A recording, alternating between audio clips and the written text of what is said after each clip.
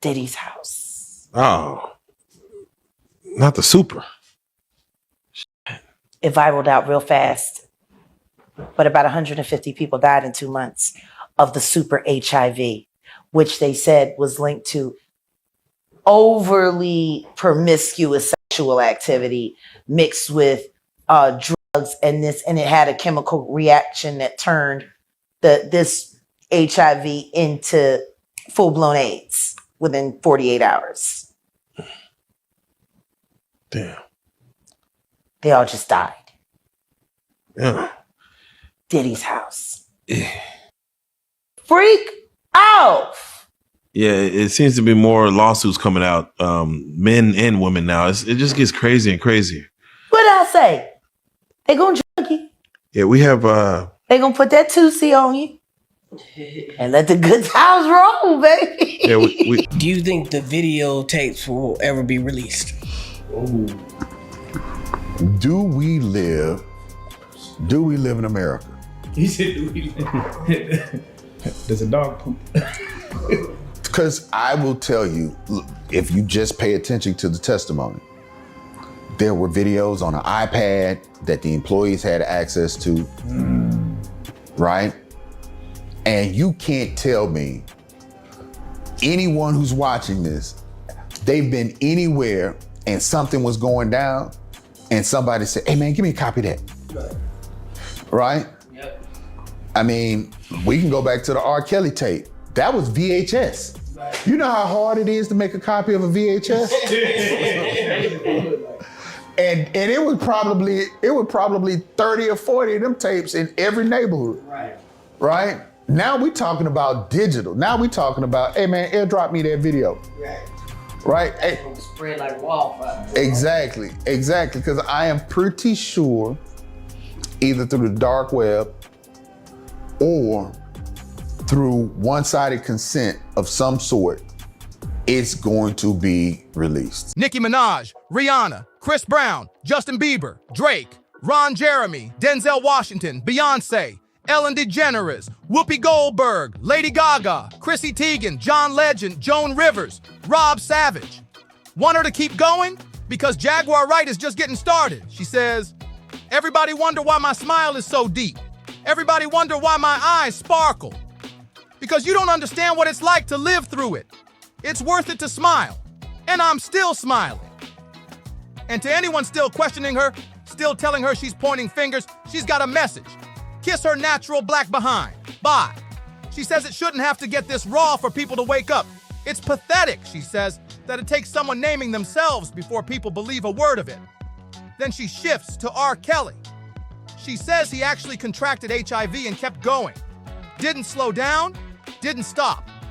She calls him an advocate for facing it head on. But her real point cuts deeper. How many men are out there right now, undetectable, saying nothing? She claims she could rattle off 20 names without a single lawsuit coming her way. Hip-hop's darkest secrets don't stay buried. Tonight, Jaguar Wright steps into the light, naming industry heavyweights and laying out allegations tied to Diddy's so-called freak-off parties, where silence wasn't just expected, it was enforced. Chart-topping careers, big reputations, powerful connections, all of it allegedly wrapped up in something much uglier than the public ever knew. Jaguar says she's willing to say what everyone else won't. Denial doesn't erase the story, and silence doesn't kill the questions. This goes deeper than another celebrity name drop. Diddy had already tried. They wouldn't let him.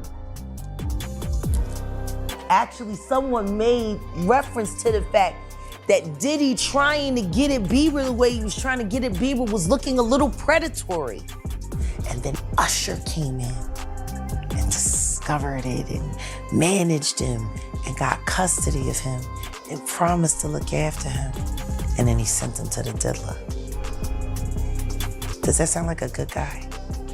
It's horrible. Does that sound like a good guy? Now that we know what Diddy's really like. It's a look into an industry where power and secrecy share the same bed. She's not hinting. She's pulling the curtain back. She puts her version of events front and center. And when Jaguar speaks about Diddy's alleged parties, her words hit hard. He actually caught HIV like having a lot of women. That's where the conversation starts going sideways fast. Let's just go down the rabbit hole of all of his sins, I'm just saying. And then comes the part that really lands. He faced that head up. He did. And he didn't stop doing what he's done.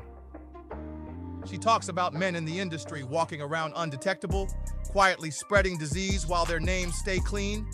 I could rattle off 20 right now and nobody would be able to sue me. Think about what that means for a second. The music on your phone, the artists you've supported for years. Could any of them connect back to something this dark? How many people in that world would do anything to keep those questions buried? No publicist, no reputation manager, no quiet settlement makes accusations like these disappear. And if you think you've heard the worst of it, Jaguar's next claim cuts even deeper. It's one thing to say you were pulled into Hollywood's darkest corners. It's something else entirely to allegedly become the person who opens that same door for someone new. That's what Jaguar Wright claims happened with two major names in pop culture. According to her, Usher didn't just walk away from what Diddy exposed him to. She alleges he brought Justin Bieber into that same world, supposedly as a way of protecting his own position in it. This wasn't just about mentorship or music connections.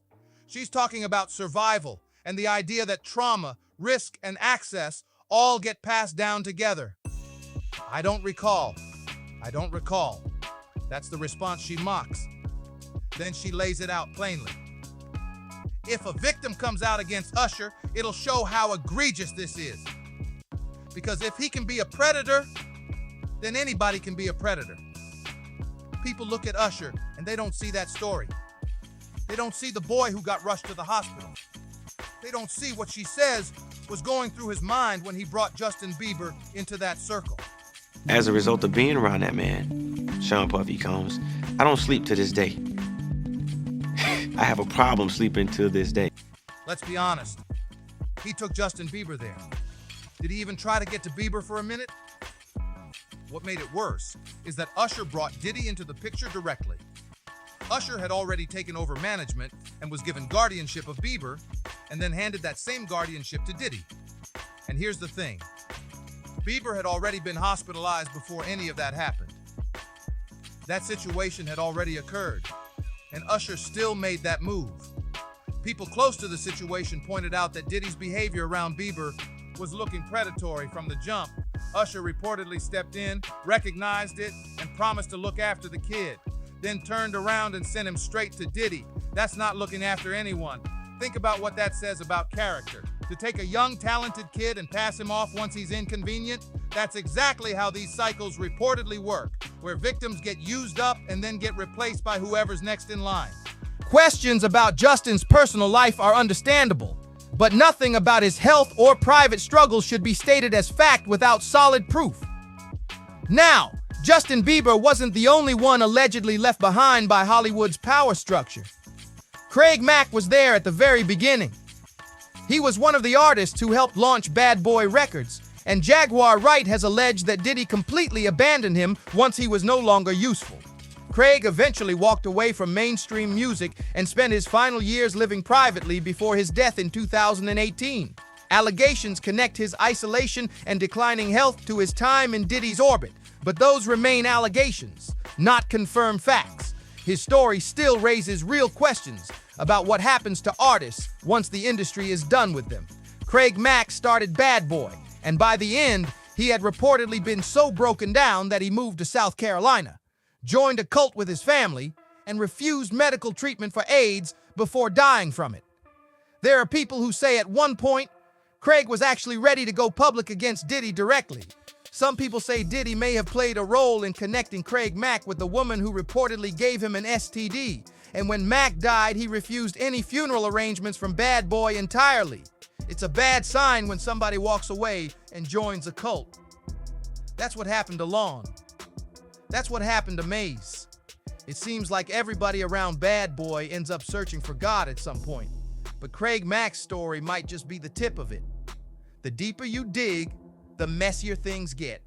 Allegations point to an underground network involving big names, industry insiders, and social media personalities who weren't just standing by watching. They were allegedly helping keep the whole operation running. Here's where it gets really dark. For every artist who gets pushed out, there's someone else waiting to step in. Not out of ignorance, but out of pure ambition. The disturbing part isn't just what was allegedly hidden. It's the people who kept the cycle going while playing heroes on the internet. Jaguar Wright says she knows this firsthand, and she's not being vague about it.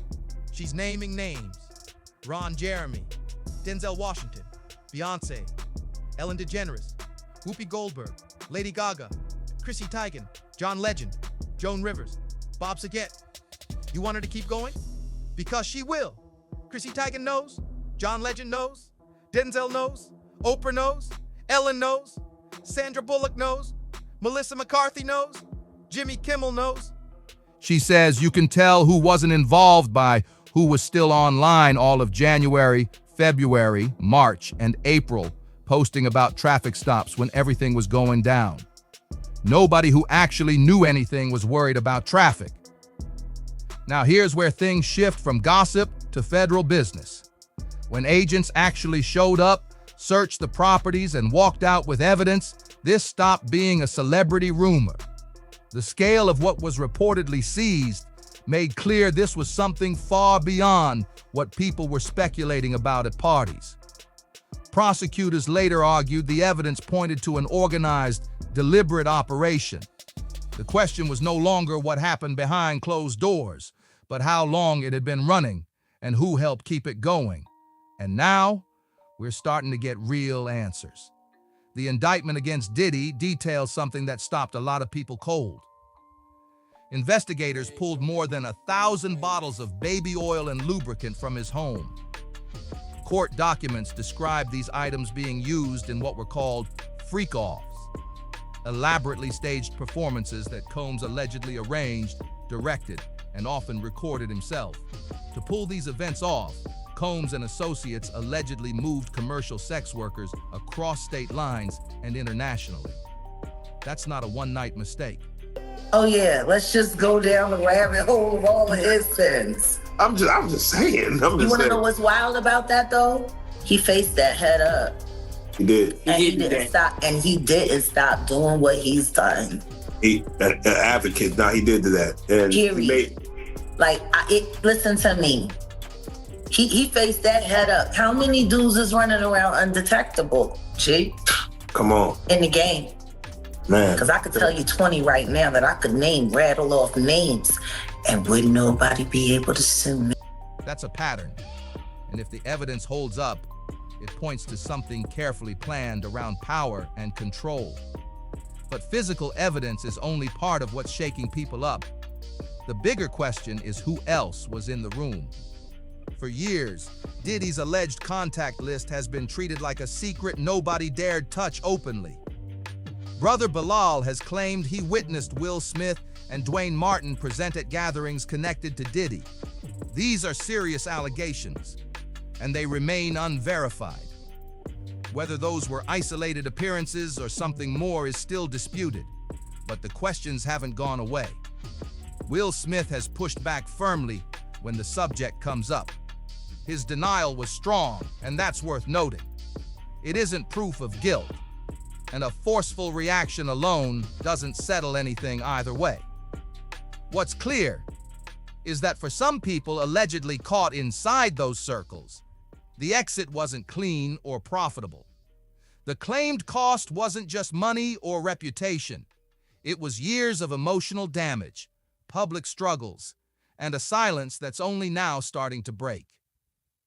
YK Osiris became part of that conversation after allegations about his own involvement began circulating online.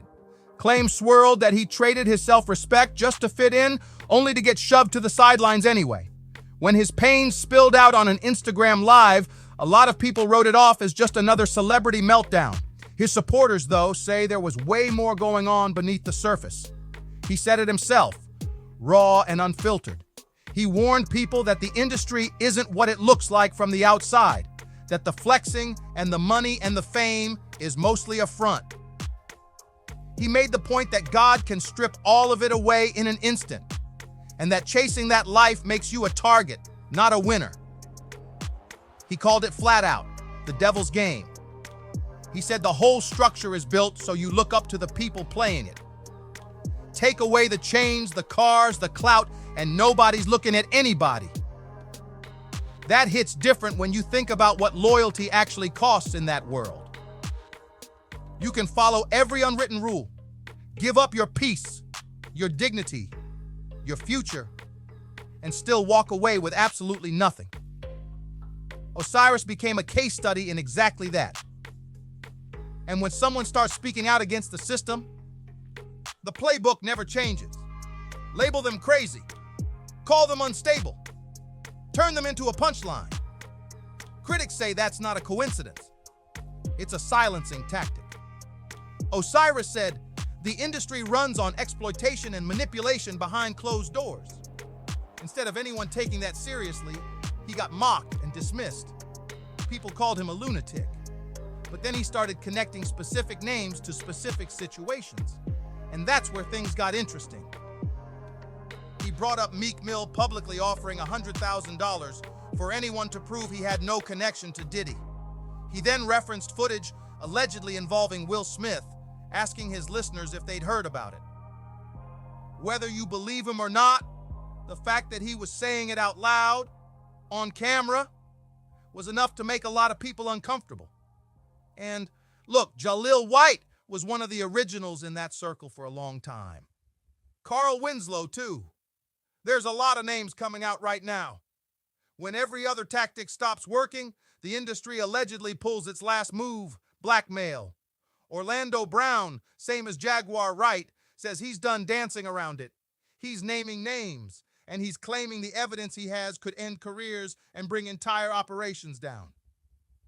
You know, the next thing is, man, Craig Mack was the one that jumped Bad Boy off. And, and it got so bad that Craig Mack, who died from AIDS, that man, he got brainwashed so bad from Diddy and got done so wrong, the man went to South Carolina and joined a cult with his family until he died of AIDS a few years ago. Will the tapes ever actually surface? Think about it. We're talking digital now.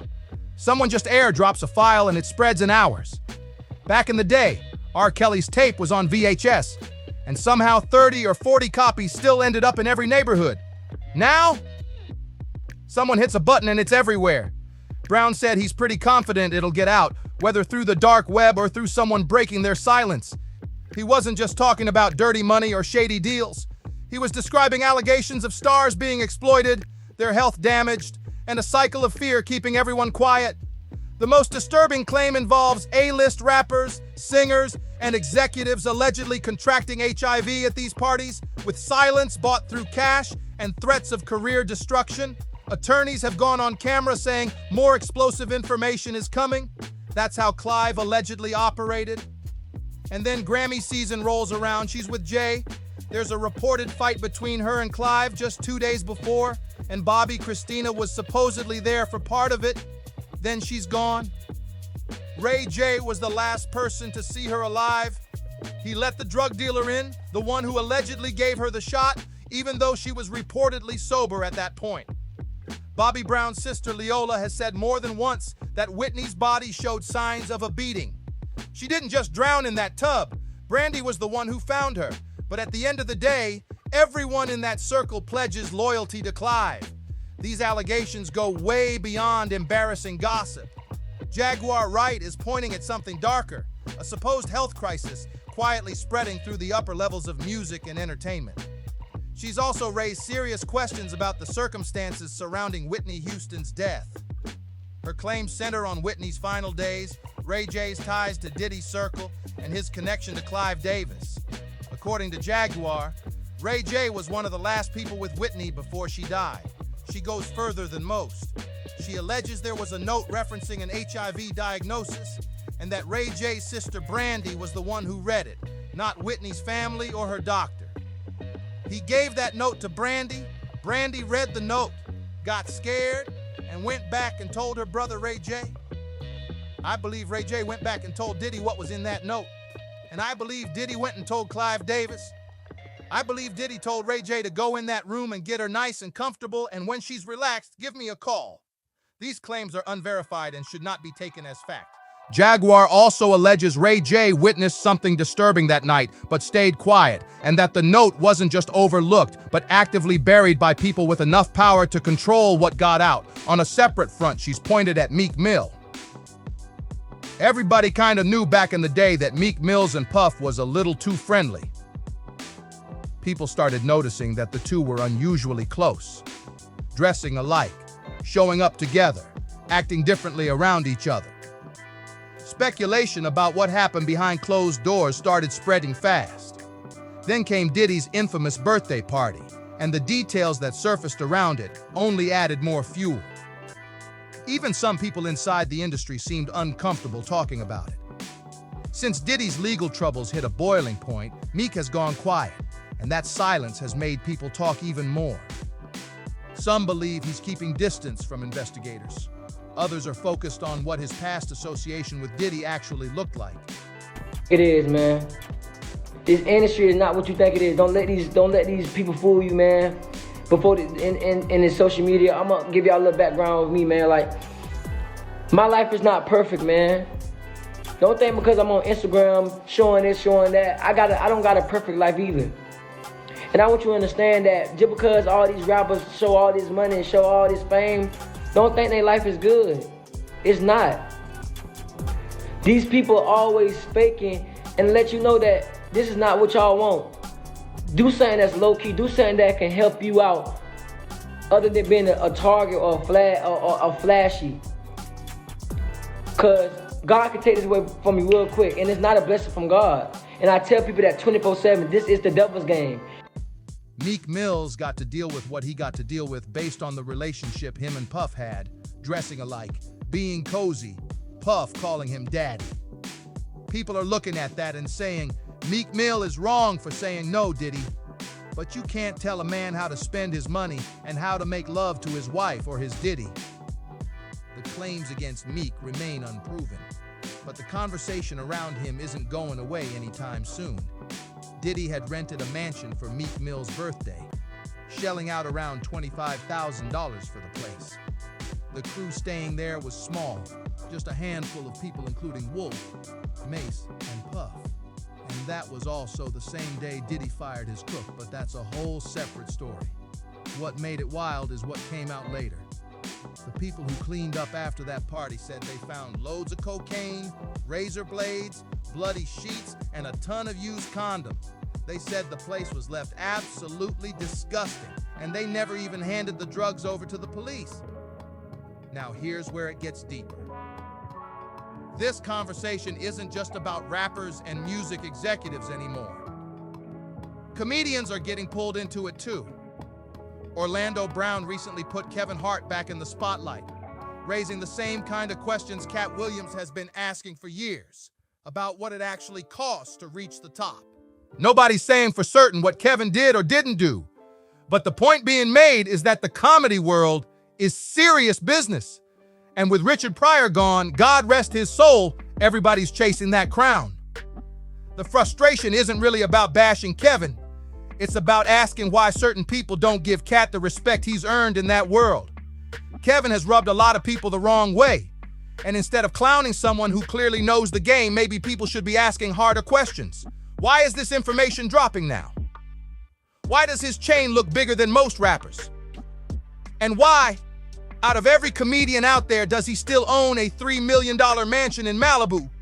Why is he still the one getting clowned on while it looks like he's cashing checks just to sit back and do nothing? Now that things are finally unraveling, ask yourself something real. If this many major celebrities keep getting tied to the same rumors, the same secrets, the same controversies, what does that say about the culture we've been celebrating all along? With new recordings, fresh claims, and more revelations still coming out, nobody's sitting completely safe from scrutiny. The truth isn't on its way. It's already here. Drop your thoughts in the comments. Who do you think gets exposed next? And will anything stay hidden once the floodgates are fully open? If you've been watching this whole thing unfold with us, subscribe so you never miss when the next story breaks. See you in the next one.